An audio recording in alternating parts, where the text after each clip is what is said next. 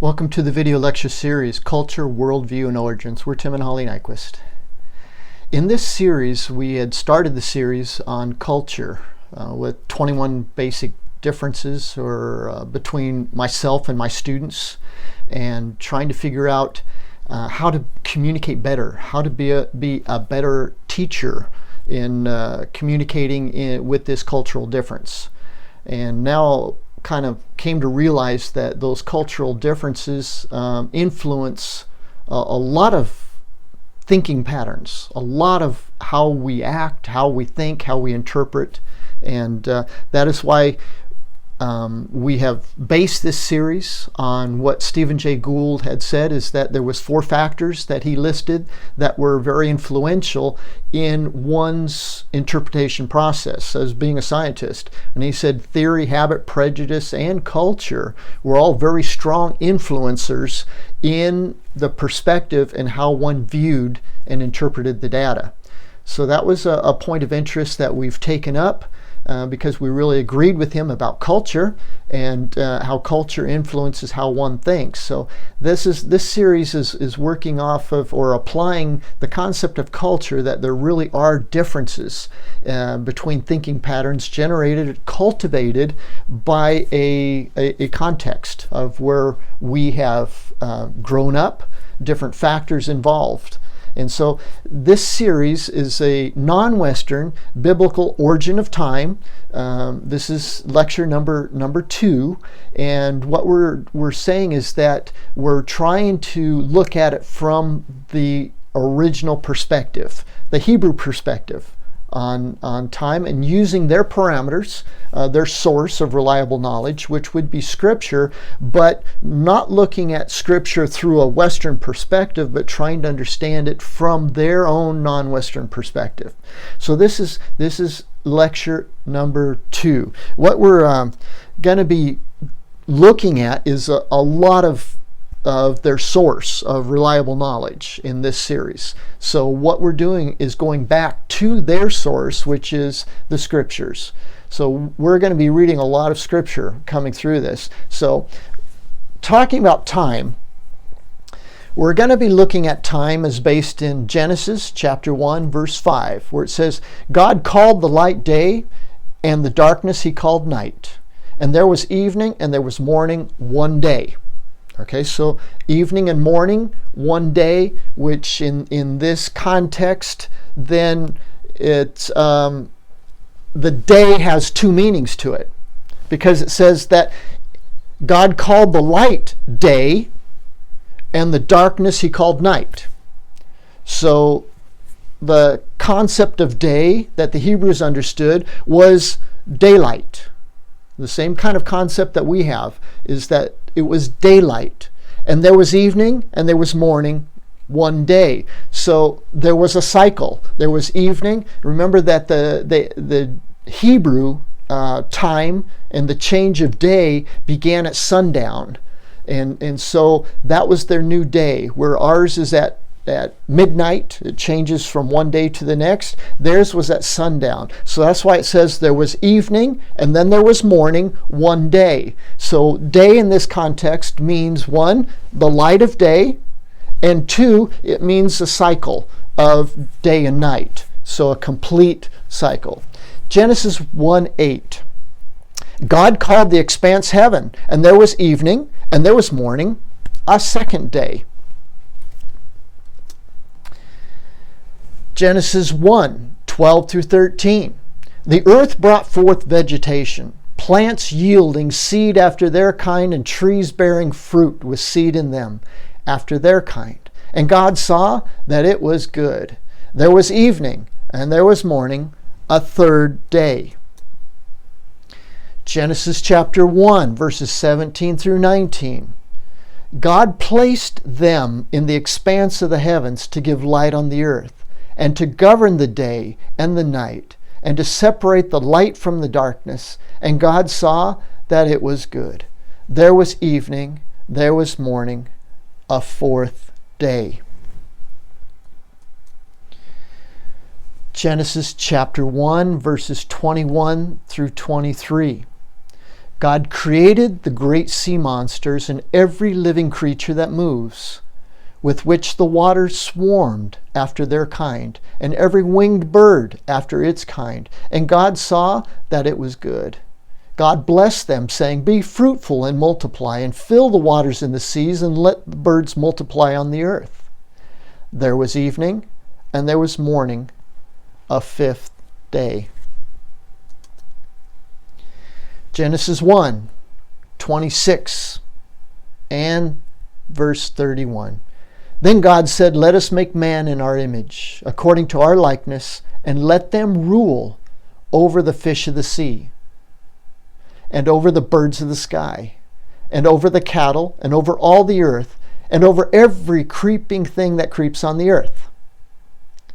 God saw all that he had made, and behold, it was very good. And there was evening, and there was morning, the sixth day. The Hebrews took this to mean literally, because they're concrete thinkers, they're visually orientated, historically based.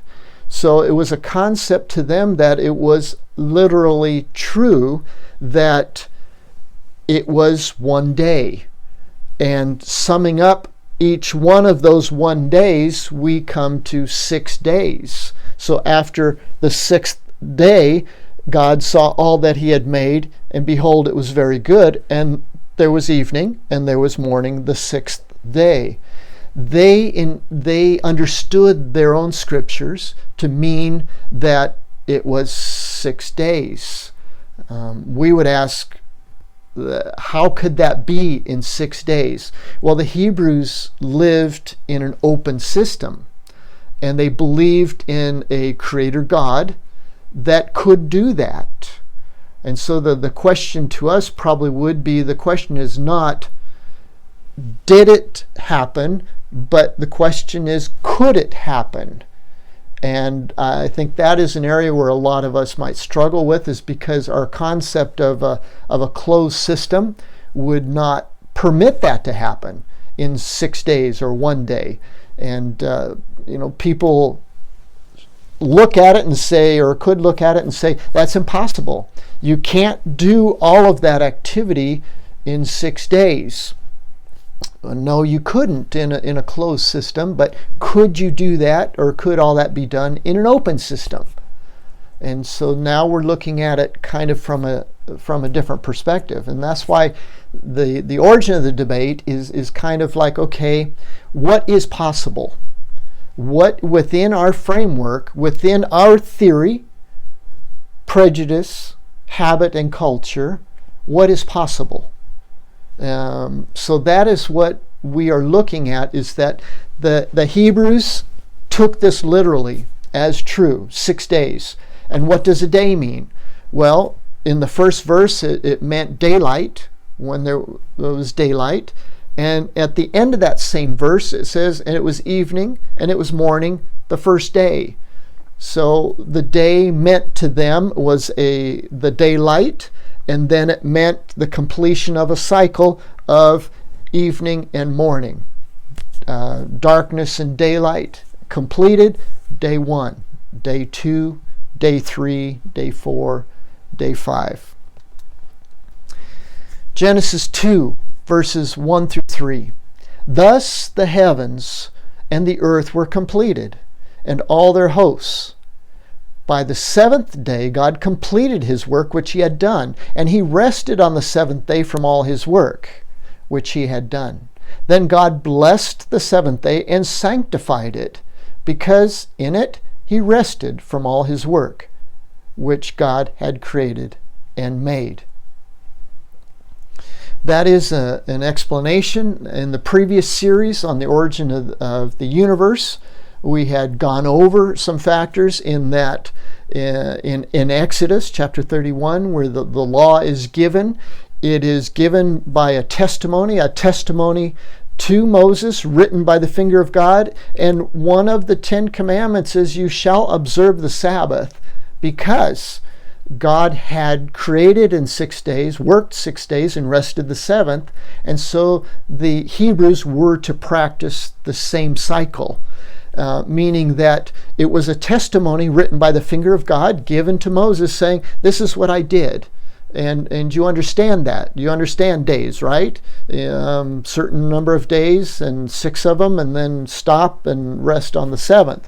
So that was included as a testimony to God because Moses wasn't at the creation event. So who knew? Well, if God did create, God was there. And then God passed on that testimony to Moses through the written tablet saying, this is the testimony of what happened. So this is what now there is, okay, this is what we're going to is in Exodus 20 to the commandment. Exodus 20, 8 through 11. Remember the Sabbath.